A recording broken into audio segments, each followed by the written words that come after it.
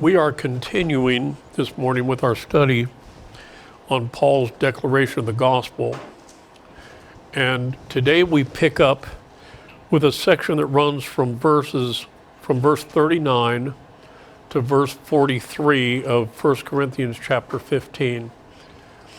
You know, it's a funny thing. I'm asked fairly often this question, and that is why I don't hand out outlines ahead of time, like some pastors do.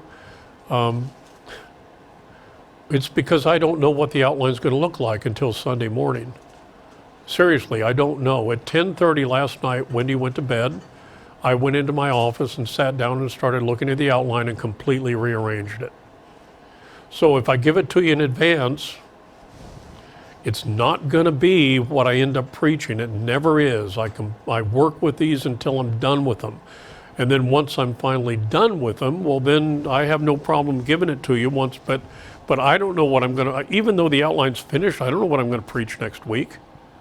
I've got a rough form of it, but I might completely change it, and it might be completely different from what it looks like today. I know that today's looks completely different than it did last night at 9 o'clock. And so I was up until 1 o'clock this morning rearranging things, thinking, well, maybe I should move this here, maybe I should redo this here.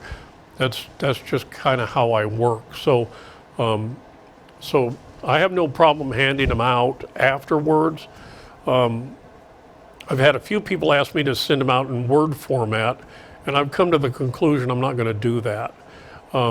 And I'll tell you why. And it's not because of anyone in this room, but I don't know if you know this or not. Did you know that there's more than one YouTube channel for the Lakeland Church? Were you aware of that? I wasn't aware of it until we landed on it. There's somebody else that has taken our videos, started a YouTube page called the Lakeland Church, and is posting our videos on that page. I have no idea who they are.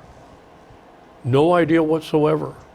I've received phone calls from other pastors before on points that I've made because they have a copy of an outline in front of them that's not what I preached. So I give you a Word outline, you pass it on to a friend, that friend passes it to another friend, they change it, it ends up in somebody else's lap. So I can't afford the risk. It's just not, in this world that we live in anymore, it's just not worth the trouble. So I apologize, but that's just something I can't spend all of my life answering questions over things that I never said. We even had that case with Jeremy. I received a phone call a while back on somebody had taken something that he taught while he was up here one day and twisted it completely around to mean something completely different than what Jeremy was teaching, and I was having to answer for that. So it's just not. I'm just trying to look out for all of us. We don't. It's amazing what people will sometimes do. And one of the reasons, a lot of the outlines that you get, I have that little blurb on the front page that it can be copied in its entirety. You know where that came from? That came from Elder Gerald, because he received a phone call one time from somebody that wanted to use his outlines but wanted to change them. The guy was a free willer. He liked a lot of the stuff that Conrad was teaching, but he didn't like the election part, so he wanted to take the election part out. And that was the reason that Conrad started putting that in, that they're copyrighted, and you can use them as long as you use them in their entirety. But see, people will take these things and go take stuff. Now, if we ever catch them, they're copyrighted, we can do something about it. But how in the world do you ever catch them? How do you ever know who they are?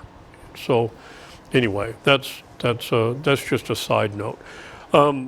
So as of 1 o'clock this morning, here's the outline for today.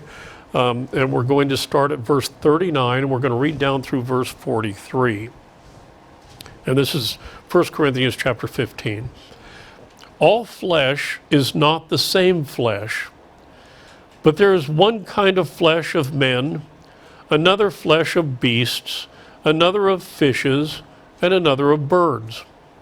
There are also celestial bodies and bodies terrestrial.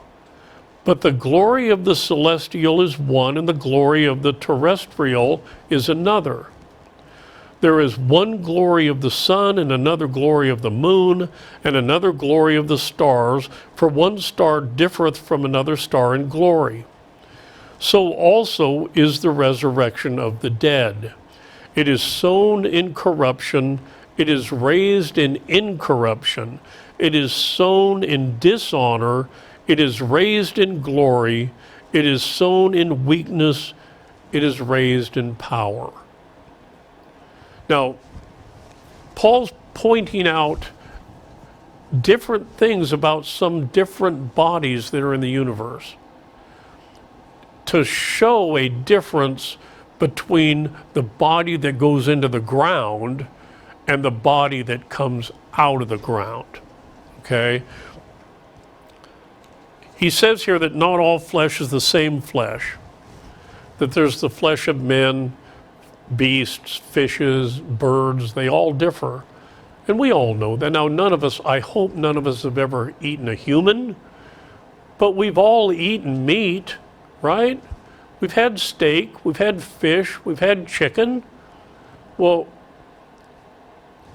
if you take a fillet, a beef filet mignon, you can't cut that with a fork, can you? You need a knife. And it's good, and it looks different. And it's got a different texture to it than, say, a salmon steak. A salmon steak you can eat with a fork. It's flaky, it just breaks off in chunks. But you can't do that with chicken either, where the beef is red meat and the chicken is white meat. So we know that there are different types of flesh. Right? We know that from experience, just from the fact that we eat these kinds of things. And yet, all of these different living creatures, every single one of them is made out of the same stuff. We're made out of the same elements that a cow is made out of, that a chicken is made out of, that a sheep is made out of, that it's just a different arrangement of the parts is all. But we all come from the same stuff. God made us out of the same dirt. We all came out of the same place. Look at Genesis chapter 2.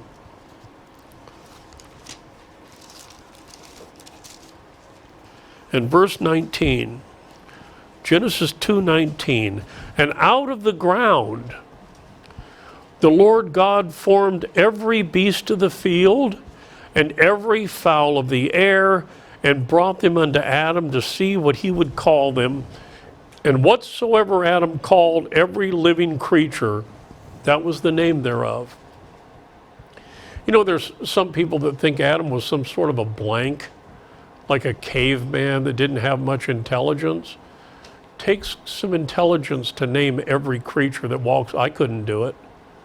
I wouldn't be able to come up with a name for every different creature that walks around. Think about it. There's creatures out there we don't even know what they are. I couldn't tell you what the name of half of them are now. Adam named them all. The fact of the matter is that Adam had the highest IQ of anyone that's ever walked on planet Earth, because it's a proven fact that if you have 160 IQ, somebody before you had it in order for you to have it. So you take the smartest man on earth today, Adam had to be smarter than him. You take the most muscular person today, Adam looked better than he did. Eve looked better than the best looking woman that you've ever seen in your entire life. You think about our parents, Adam and Eve, they were the epitome. They were fresh from the hand of God. They had no sin. They were, if there was ever an Adonis and an Adonai, that was who they were. And now you're looking at us about 6,000 or 7,000 years later, after sin has just deformed us generation after generation and made us dumber and less attractive and less attractive.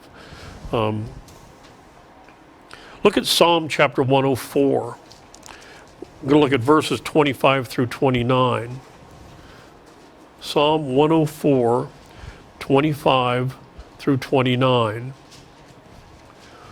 So this is great, and so is this great and wide sea wherein all things creeping, innumerable, both small and great beasts. There go the ships. There is that Leviathan, whom thou hast made to play therein. There's a funny story. We have a member out in Las Vegas that I was out there and we were talking about taking boats out, and she said, "Yeah, I won't get in a boat in the ocean. I won't do it," because she knows the Kraken is out there, and maybe the Kraken is this Leviathan. Maybe that's what Leviathan is. Maybe it's the Kraken from.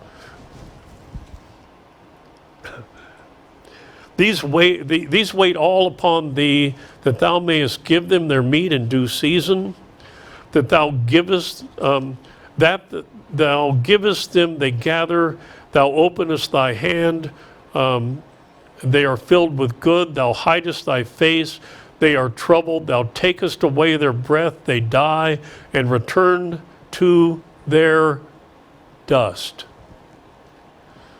You see, all of these creatures come from the same dirt that we come from. We all come from the same stuff. In Ecclesiastes chapter 3, verses 19 and 20. Ecclesiastes 3, verse 19. For that which befalleth the sons of men befalleth beasts. Even one thing befalleth them, as the one dieth, so dieth the other. Yea, they have all one breath, so that a man hath no preeminence above a beast for all his vanity. All go unto one place, all are of the dust, and turn to dust again. So God has taken dirt and made all of these different types of fleshes out of them.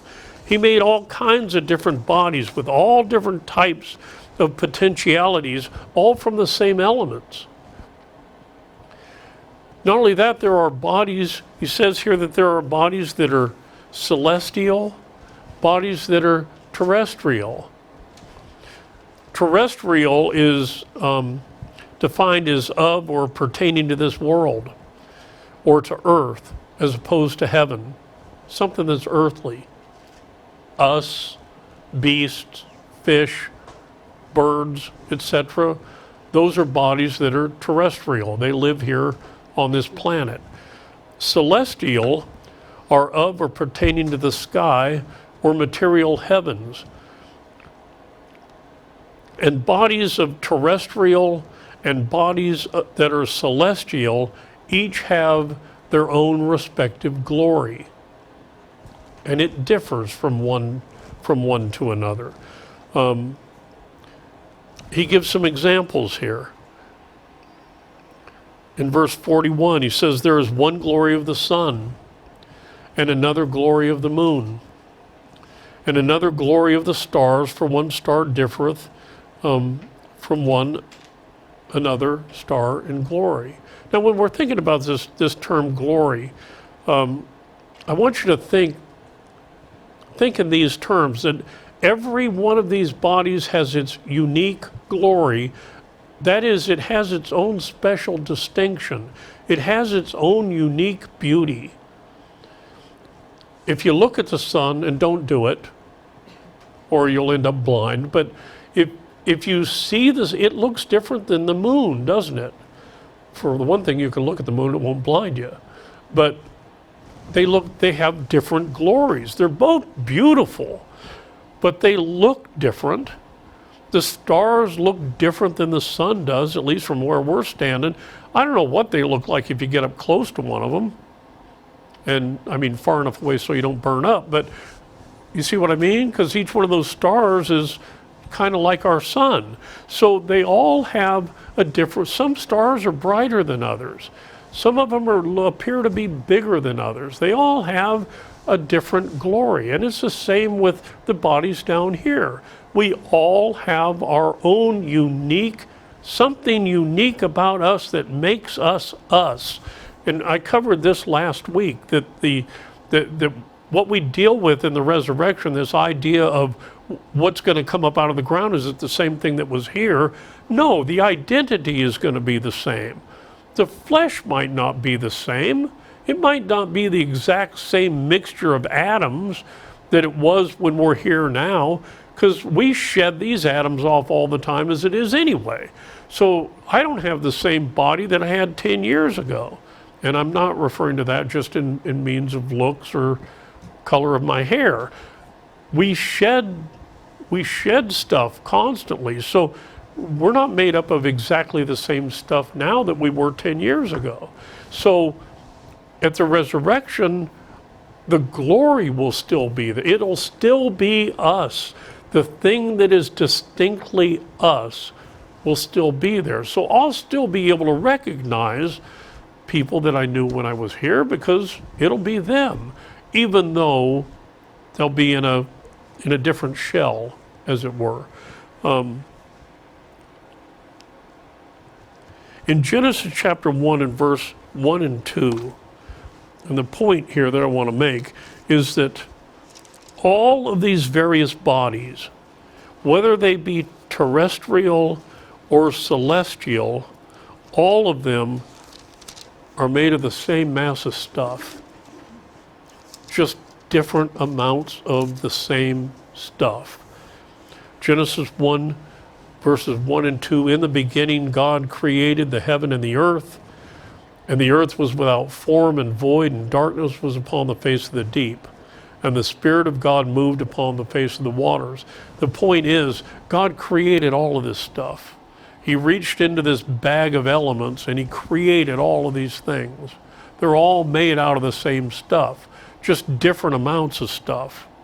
I mean, you look at what things are made out of, you look at the elements that they're made out of, you look at the molecules that they're made out of, you're going to find a lot of similarities between a horse and a dog. You're going to find a lot of similarities between all things, because we're all made out of the same stuff. And basically, when you get right down to it, the biggest percentage of what we have is water, and the rest of it's a few minerals.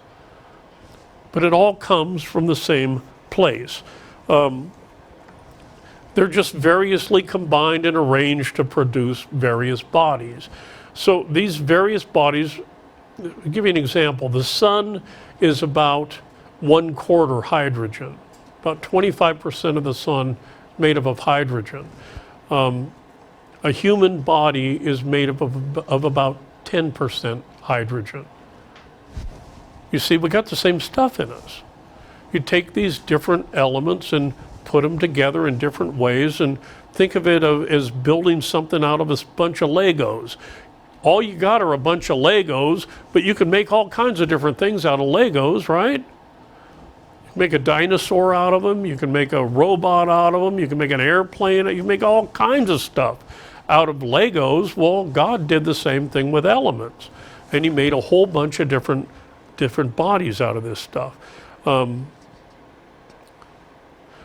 So, question: if God could reach into the same mass of elements and produce a sun, not S-O-N, S-U-N, the big yellow thing in the sky, if he could produce that out of the same bag of stuff, he could produce a sun, and he could produce a bird, and he could produce a human body, then why could he not reach into the same bag of stuff and make a human that would shine like the sun and fly like a bird? And he will at the resurrection. Those are a couple of the things that we see about the resurrection. Look at Matthew chapter 13 and verse 43.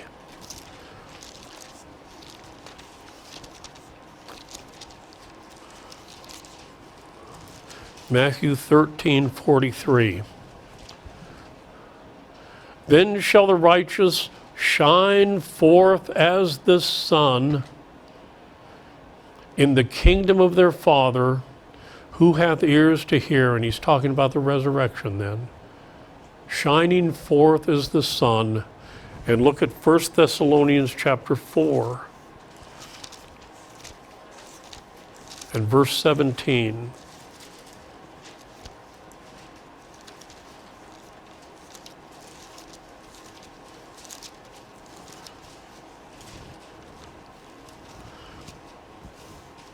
First Thessalonians 4:17.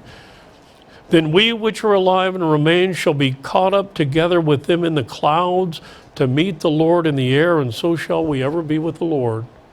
We'll shine like the sun and fly like a bird. Say in a human body, all made out of the same elements that we're made out of right now, just having different capabilities. Paul then says, oh, so also is the resurrection of the dead. In verse 42. Last week we spent a lot of time talking about how when you sow a seed, most of the seed is dead. There's still the germ on the inside, the program, maybe the DNA if you want to, whatever it is that will produce the new plant is still alive. If we were talking about a human body, we'd be talking about the soul and the spirit, because it's the soul that animates you and makes you live. You get rid of the soul, you're dead. At death, the soul and spirit leave the body. So without a soul and spirit, you're not alive anymore, you're dead. Well, when it comes to seeds that you plant in the ground, the soul and the spirit are still inside of there, if you will. That's not really what they're called, but you get the idea. So that part is still alive, but the rest of it's dead. So you plant this thing in the ground, and it's that little portion of it that is quickened that grows the new plant, that then produces the new fruit, okay? But it's still, if you sow corn, you're not going to get apricots. If you sow an apple seed, you're not going to grow an orange tree. It still has the identity inside of it.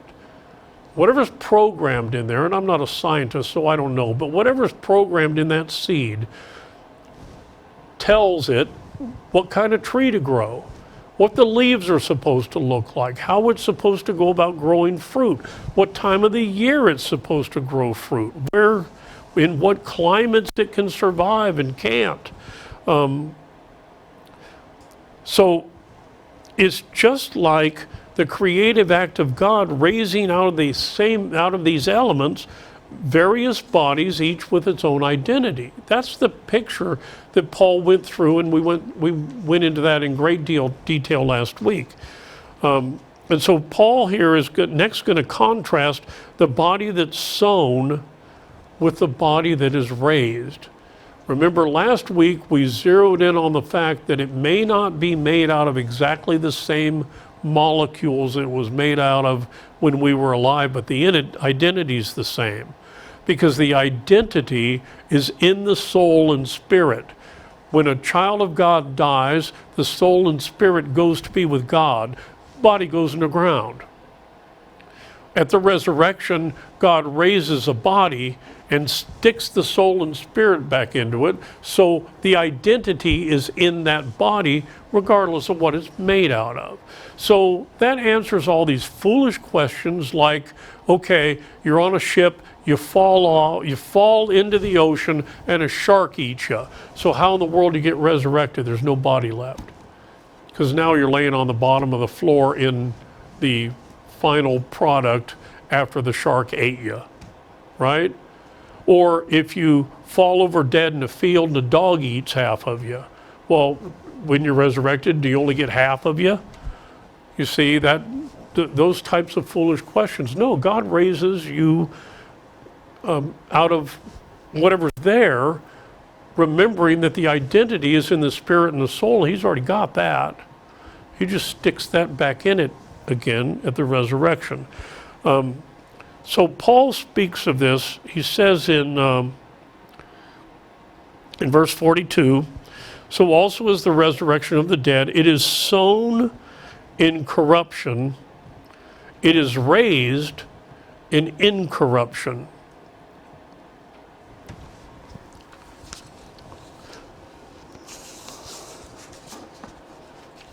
So when a body is sown, think of it in these terms. When we bury a body, think of it in the same terms, because of the analogy that Paul has given us, of someone burying a seed in the ground. You sow a seed in the ground, you bury a body, it's the same. You're sowing that body, looking forward to the day when that body is going to come out, back out of the ground, the same way that when you sow the seed, the plant's going to come up out of the ground.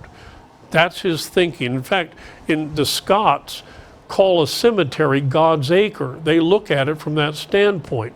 That's where God plants the bodies that eventually someday will come back up, will sprout and come back up out of the ground again. Okay? Now, the same it that is sown is raised. What I mean by that is you sow corn, you're going to raise corn. Not going to be exactly the same corn, but it's going to be corn, right? It's not going to have exactly the same atoms, because the atoms that were in the corn seed have now, for the most part, rotted away and actually nourished the germ that would sprout the stalk.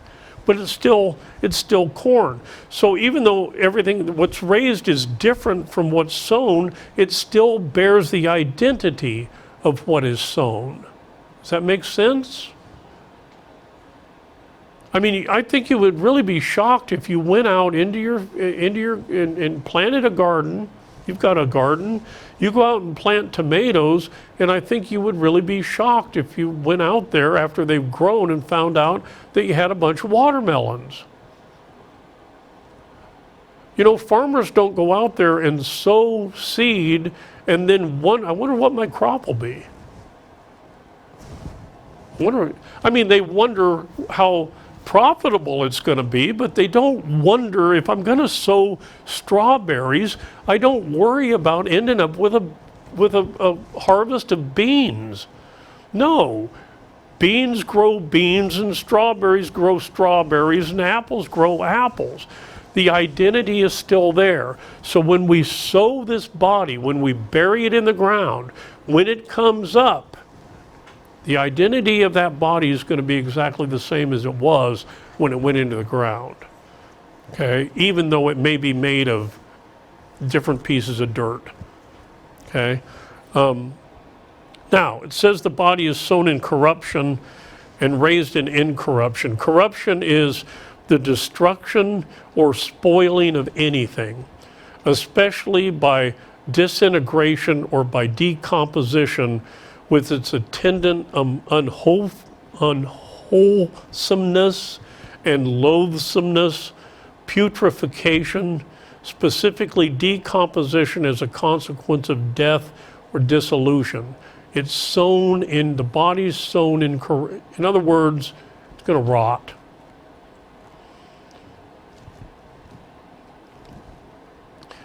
I would have to say that I'm lucky, because I've never witnessed any of this. I've heard of this kind of stuff before, where they have to go out and exhume a body for one reason or another and open up a casket after it's been dead for a while.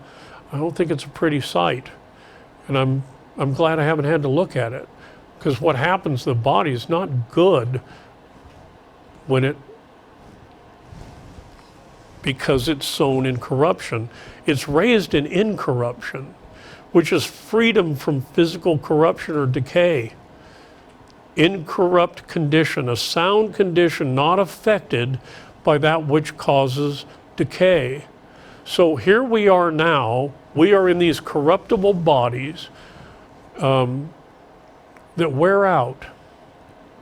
Some of us are older than others. We understand that as you get older, parts start to wear out. And you can't just go to Allied Auto and pick up a new whatever. Parts, you start to break down.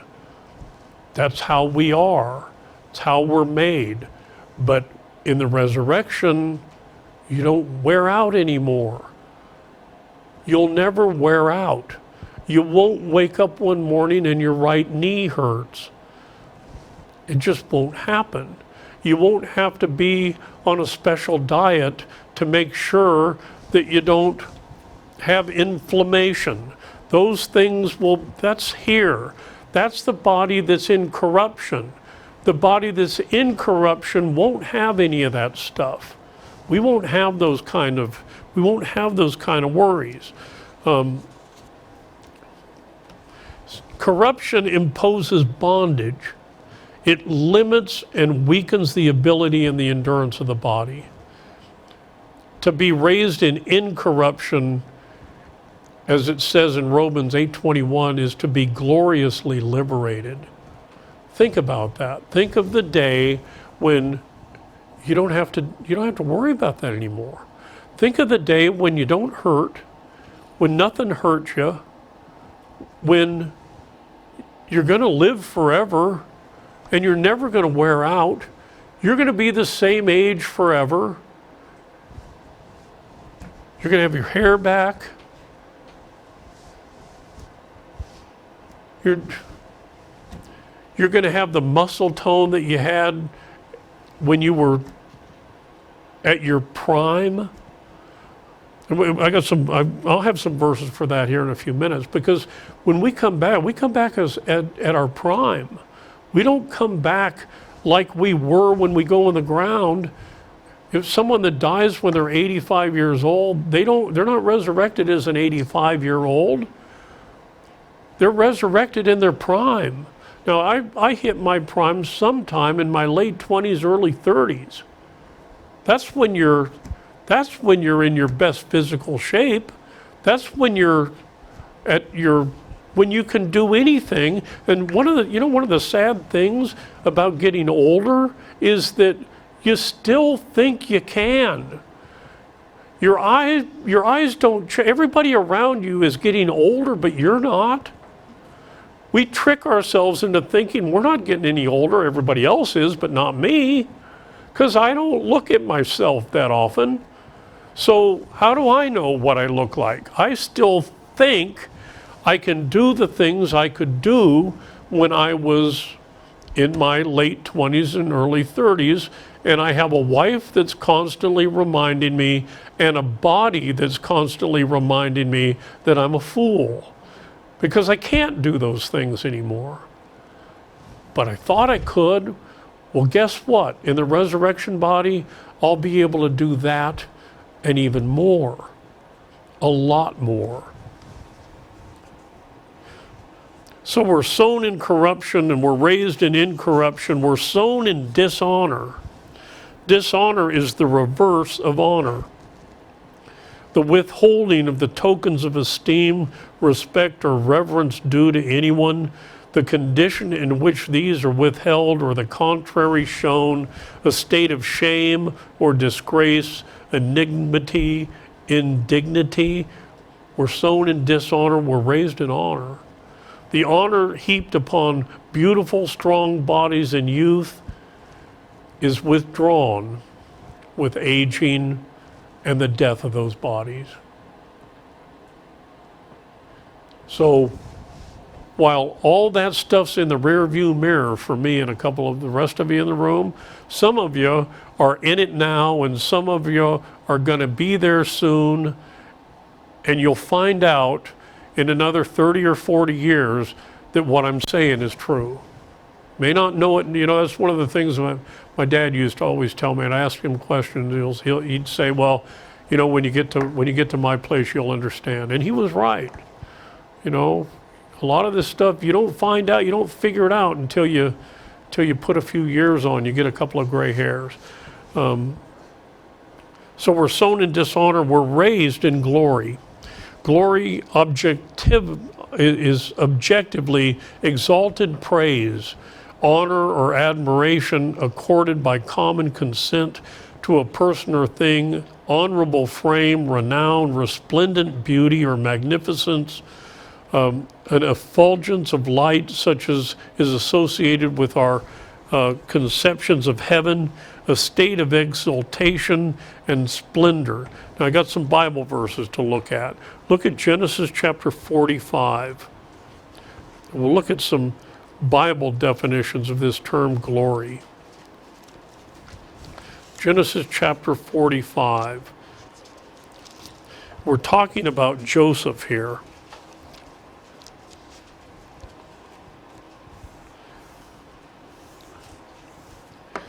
And you remember the story of Joseph. Joseph had been sold by his brothers into slavery, taken down to Egypt, had kind of a rough time of it for a while. Finally, he gained favor with Pharaoh and ended up the second man in Egypt. This is the real quick Reader's Digest condensed. They still have Reader's Digest? Does that even exist anymore? Is that like S&H green stamps? Is that something else that nobody even knows what I'm talking about when I say that? Anyway, this is the condensed version of the story. So Joseph is now the second in Egypt. And this was before Egypt was destroyed. This is back when they were building pyramids and that kind of stuff. When they were the world empire, Egypt. Not the Egypt now, but the Egypt then. The most magnificent empire on planet Earth at that time was Egypt, and Joseph was second in command. The only man he answered to was the Pharaoh. Okay? And he says here, after his brothers have hooked back up with him again, he says here in verse 13, and he's going to send him back to his dad. He says, ye shall tell my father of all my glory in Egypt, and of all that ye have seen, and ye shall haste and bring down my father hither. All of the glory, being the second in command, picture that. I mean, when I think of Egypt, I think of King Tut. That was I don't know if any of you remember, there was a museum that traveled around a bunch of years ago with all the artifacts from King Tut. You could go take a look at it, and it was pretty magnificent stuff.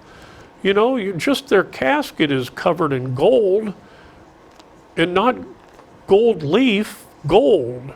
This was a powerful empire. Well, and that's the glory that Joseph had. So we're sown in dishonor, we're raised in glory. Think of that. When we come back out of the ground, we're not going to be like this anymore. We're not going to be sniveling little wimps like we are now. We're going to be God's children, and we're going to look like what God's children ought to look like when you think about it in those terms. Look at Daniel chapter 4. We have the case of Nebuchadnezzar. After he had decided that he was where he was because of himself, God decided to teach him a lesson and sent him out into the field to live for a while.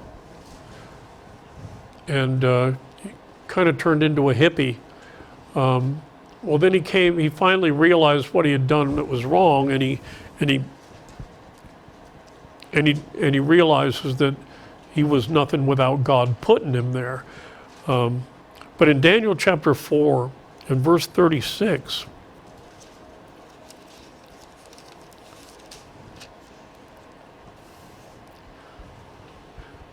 and he's retelling the story, and he says, at the same time my reason returned unto me, and for the glory of my kingdom mine honor and brightness returned unto me, And my counselors and my lords sought unto me, and I was established in my kingdom, and my excellent majesty was added unto me.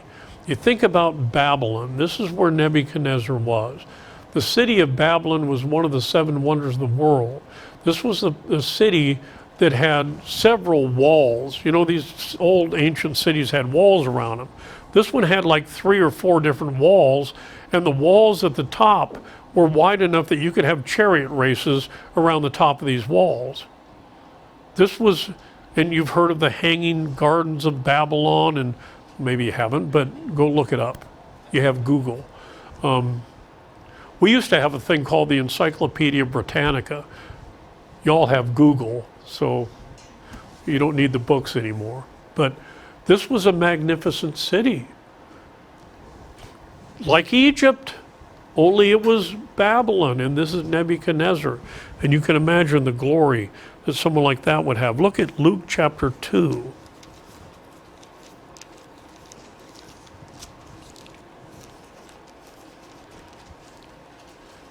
And verse 9.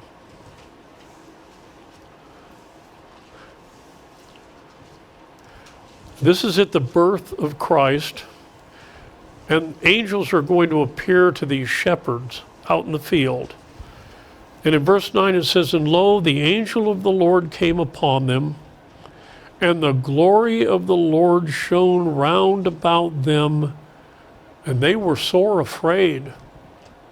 Scared these guys to see the brilliance of this. Look at Luke chapter 9 and verse 29.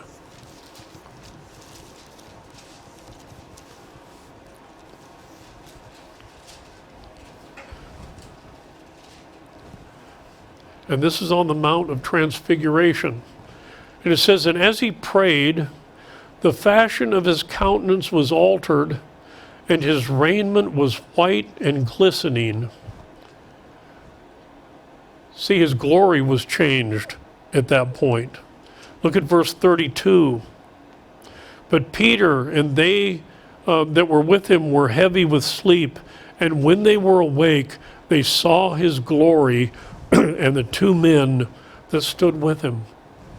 They saw this transformation, this change from his natural body to his glorified body, which is what we're going to have at the resurrection. That same type of splendor. Look at Revelation chapter 21.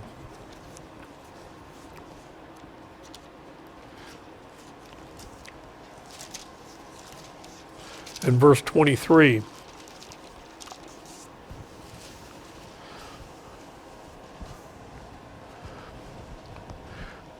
And the city had no need of the sun, neither of the moon, to shine in it.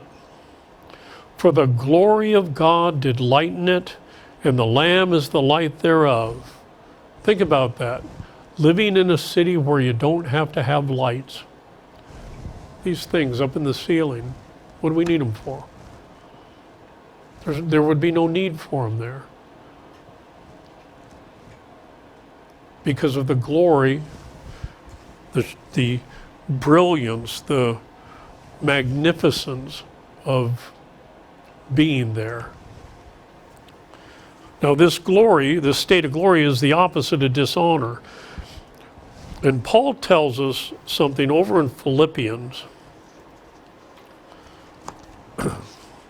chapter 3 and verse 21.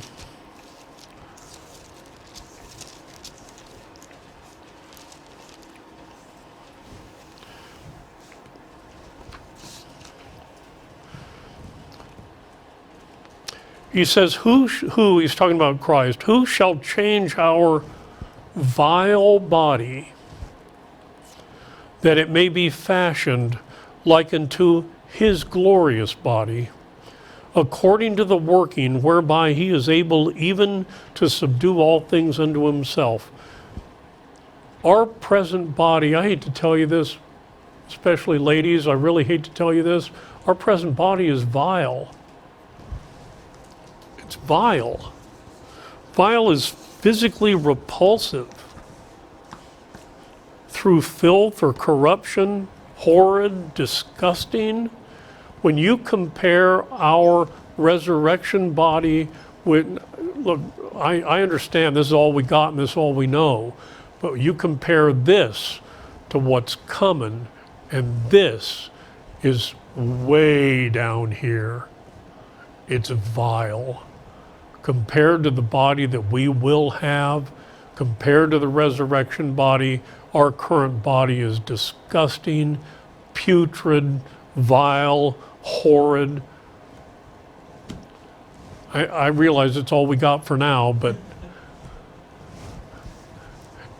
and regardless of what we do to it, we still end up being just as vile as we were when you compare it to what we will have, which is why you know what we do with vile stuff? We throw it in a landfill, cover it up with dirt. That's what we do with these bodies once they fall over dead. We throw them in a landfill and cover them up with dirt. But it will become an exalted, radiant body like the body of Christ. Revelation chapter 1. Now remember, Revelation is written in signs and symbols. But in Revelation chapter 1, we have a description of a glorified body in signs and symbols, okay? Revelation chapter 1, beginning at verse 13. And in the midst of the 7 candlesticks, one like unto the Son of Man, clothed with a garment down to the foot, and girt about the paps with a golden girdle. His head and his hairs were white like wool, as white as snow, and his eyes were as a flame of fire, and his feet like unto fine brass, as if they burned in a furnace, and his voice as the sound of many waters. And he had in his right hand 7 stars, and out of his mouth went a sharp 2-edged sword. Gotta find where I am here.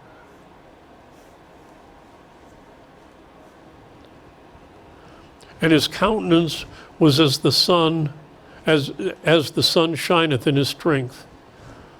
There's a glorified body for you. Now that's in signs and symbols, but it's pretty magnificent compared to the body that was nailed to the cross. And this is the same guy that was nailed to the cross. Little different body. Look at Matthew chapter 13. We looked at this verse just a few minutes ago, but we'll look at it again. Matthew 13 and verse 43.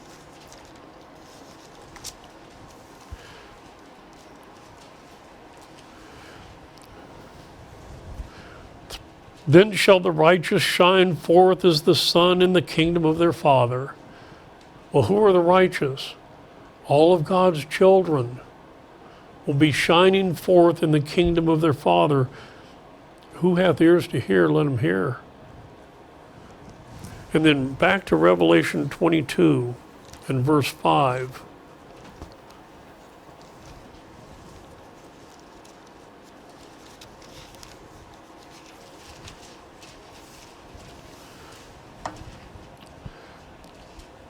And there shall be no night there, and they shall need no candle, neither light of the sun, for the Lord God giveth them light, and they shall reign forever and ever. So we won't need street lights. We won't need lights on our cars.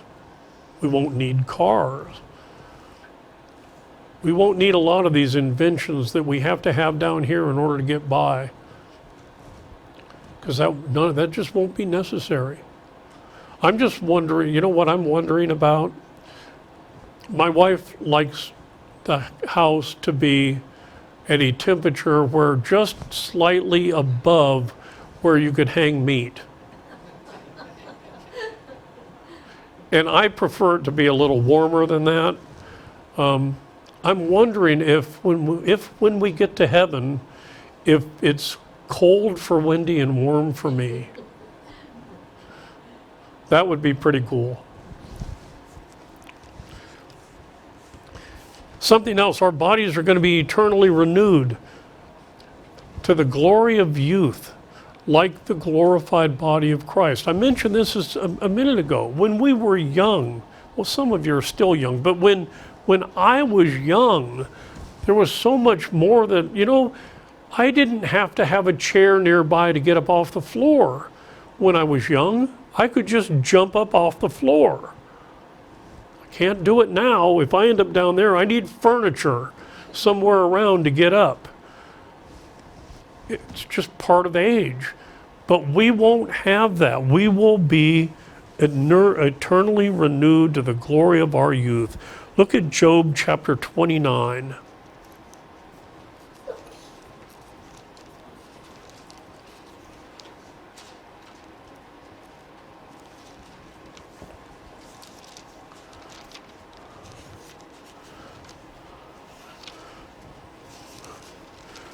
Verses 2 through 4. Job 29:2. Oh, that I were as in the months past, as in the days when God preserved me, when his candle shined upon my head, and when by his light I walked through darkness, as I was in the days of my youth, when the secret of God was upon my tabernacle. Look at verse 20.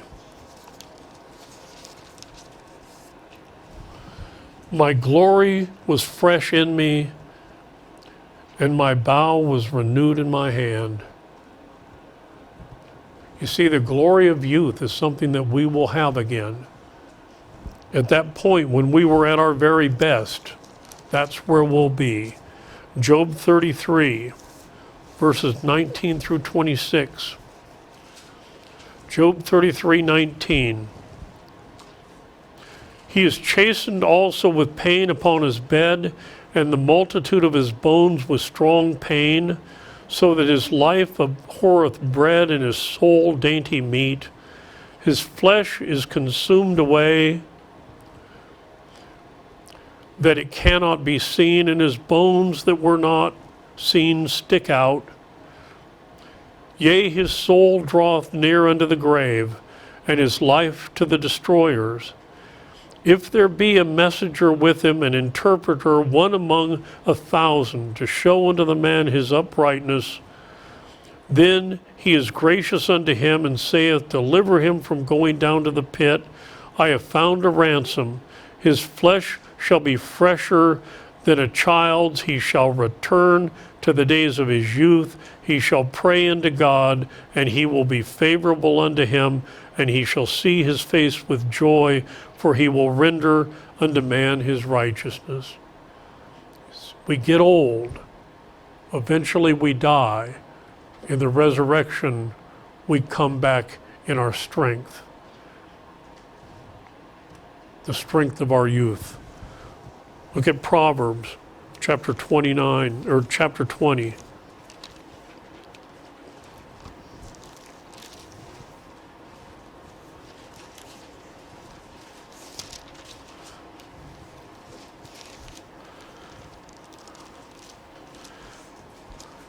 And verse 29, Proverbs 20:29.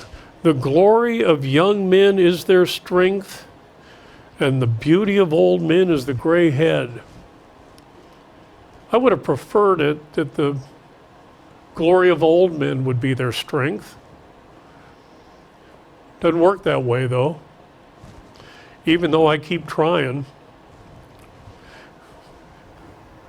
Wendy will come back and yell at me, are you moving that desk by yourself again? You're going to throw your back out. And what happens? I throw my back out.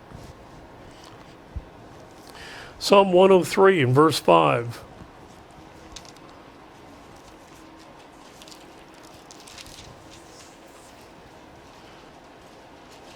Who satisfieth thy mouth with good things, so that thy youth is renewed like the eagles?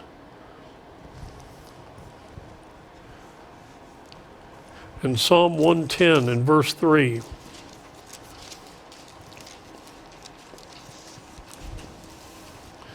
Thy people shall be willing in the day of thy power, and the beauties of holiness from the womb of the morning. Thou hast the dew of thy youth. So we'll be eternally renewed to the glory of youth. And this is a glory that will be revealed in us. So much so that Paul says over in Romans chapter 8 and verse 18, let me just read this.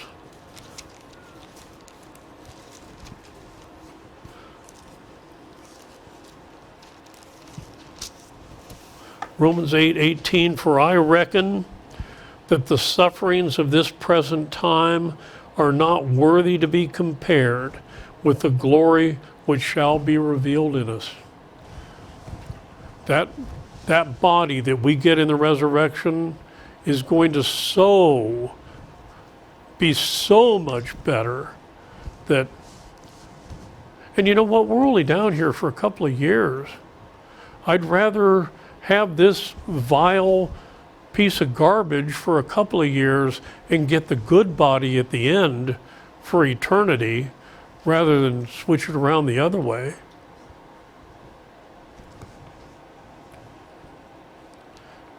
We're then told that, back to our text,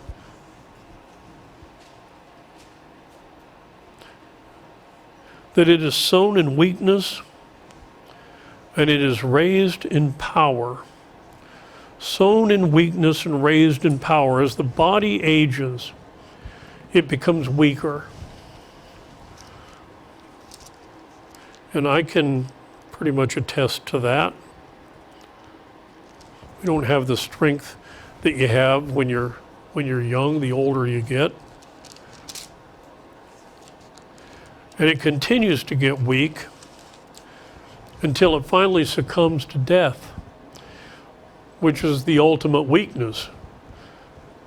In Ecclesiastes chapter 8 and verse 8, we read, there is no man that hath power over the spirit to retain the spirit, neither hath he power in the day of death. And there's no discharge in that war. There's no early out. You can't get out early on this one. We're all going to get there. There's no discharge in that war. Neither shall wickedness deliver those that are given to it. So even those that figure, well, I don't have to answer to God because there is no God, well, I got news for you. You're going to end up dying anyway. It happens to us all. Ecclesiastes chapter 9 and verse 10 says, whatsoever thy hand findeth to do, do it with all thy might. For there is no work, nor device, nor knowledge, nor wisdom in the grave, whither thou goest. You're going to work, get out there and do it while you can, because once you're gone, it's over with. So we're sown in weakness, we're raised in power. The resurrection body is going to have power that this present body has never had before. We're going to have capabilities that our present body has never had before and never will have. We're told over in Luke chapter 20 and verse 36,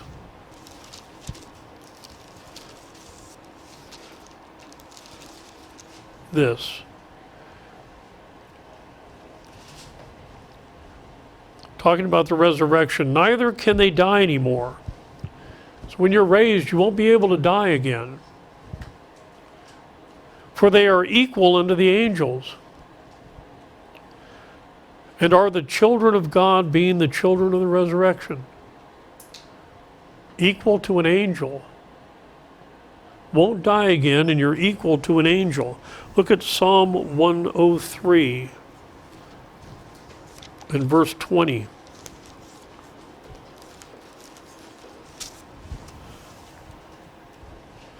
Bless the Lord, ye his angels that excel in strength, that do his commandments, hearkening unto the voice of his word. Can you imagine being equal to an angel? When it comes to strength and power, can you imagine being equal to an angel? Over in 2 Kings, chapter 19, we have a picture of how strong angels can be. 2 Kings 19, we're going to look at verse 35.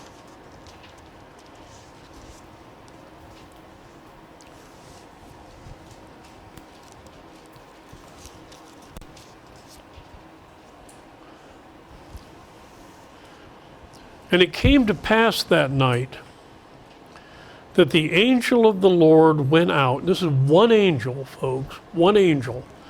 The angel of the Lord went out and smote in the camp of the Assyrians 185,000. And when they arose early in the morning, behold, they were all dead corpses. One angel, one night, killed 185,000 men. Pretty strong. And we're going to have power equal to the angels. It's a little bit more than we can do now, isn't it? In Revelation chapter 7,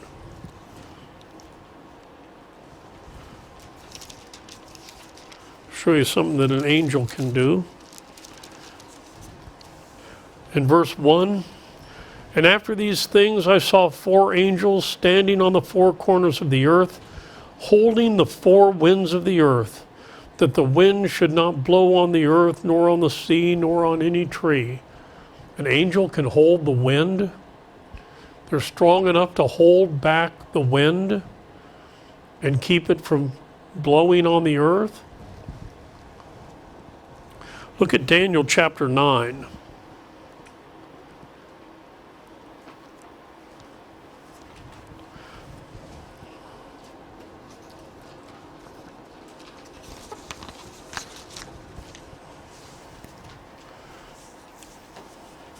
Daniel chapter 9, verse 21.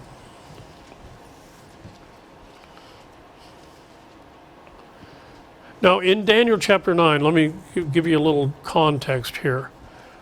Daniel begins to pray to God, confessing the sins of his nation, understanding that God had promised that God would restore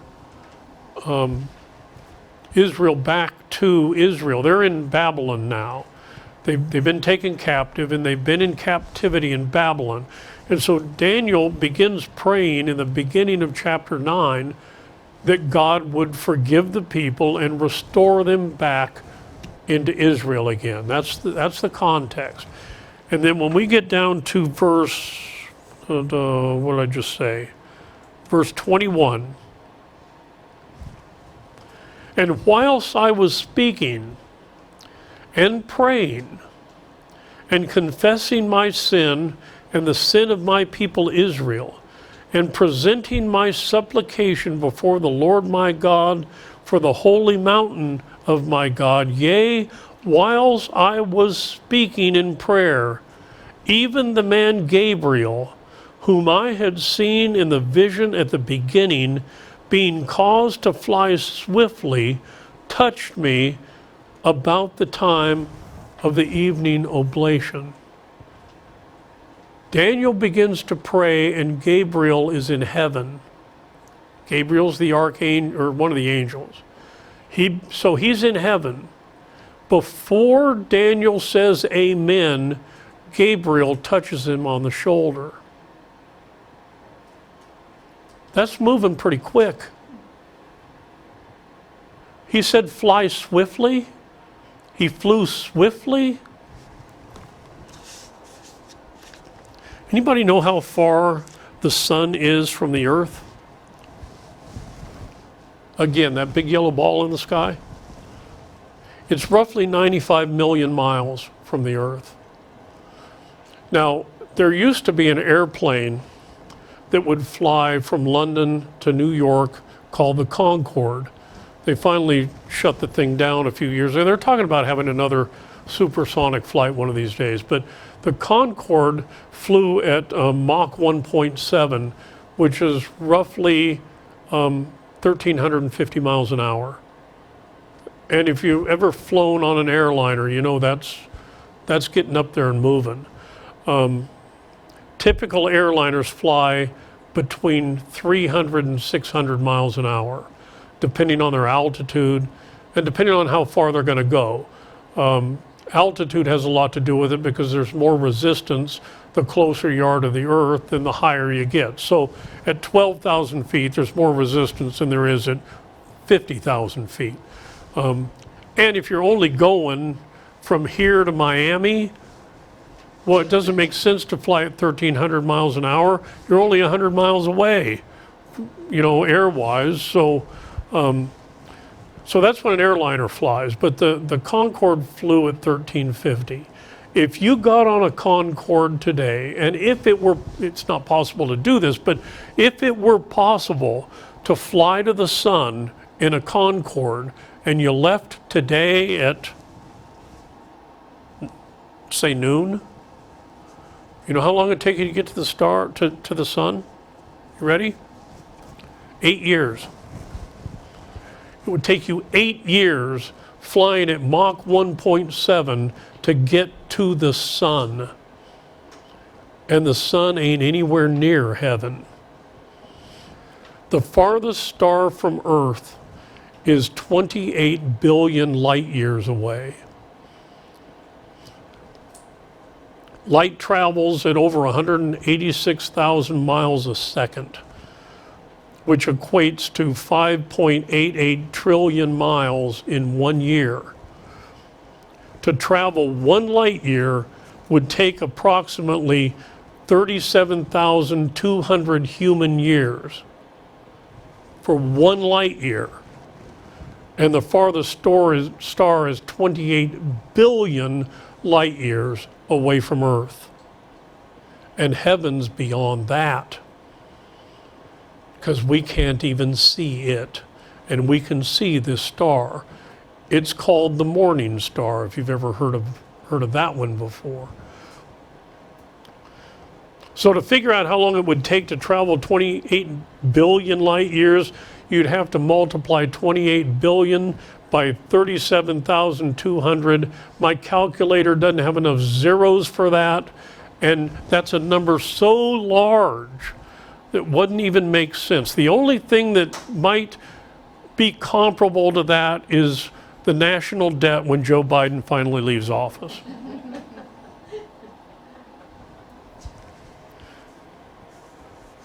So that's how far away, heaven's farther away than that is. And Gabriel traveled that distance between the time that Daniel started praying and before he said amen. Now I know there's some guys that can pray for a really long time. And Daniel's got a pretty good long prayer here, but it didn't last thousands and thousands of years. And yet Gabriel traveled that distance like that. That's how fast angels can travel. Guess what, folks? That's how fast you're going to be able to travel. You're not going to need a car anymore. You want to be somewhere, you're there. Just that quick. Look at Revelation chapter 14 and verse 6. I'll give you another example.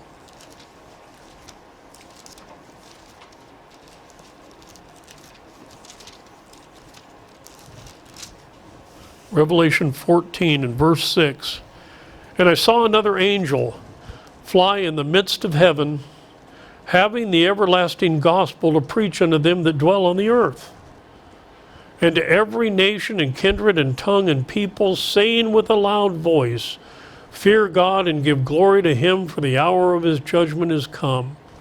In the amount of time it took John to write these words, an angel that was in heaven is now on earth preaching the gospel to the people on earth. Like that. We'll be able to fly swiftly.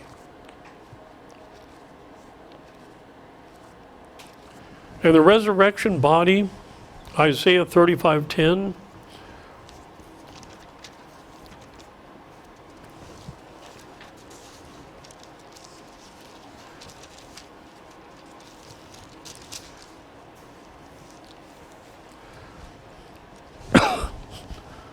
And the ransomed of the Lord shall return and come to Zion with their songs and everlasting joy upon their heads.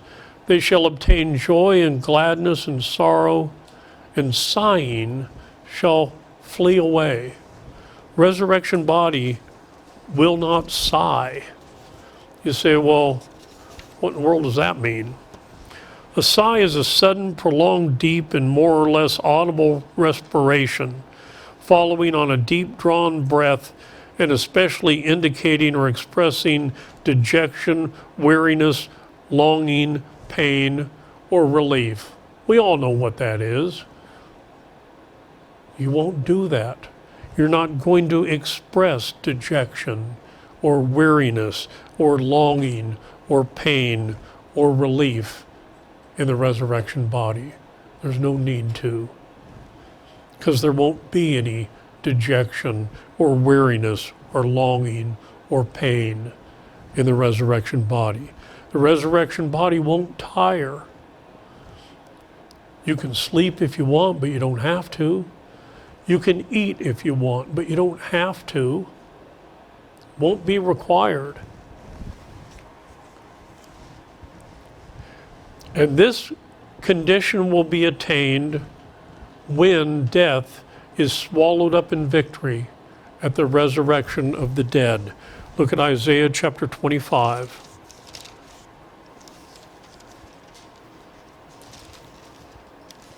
And verse 8.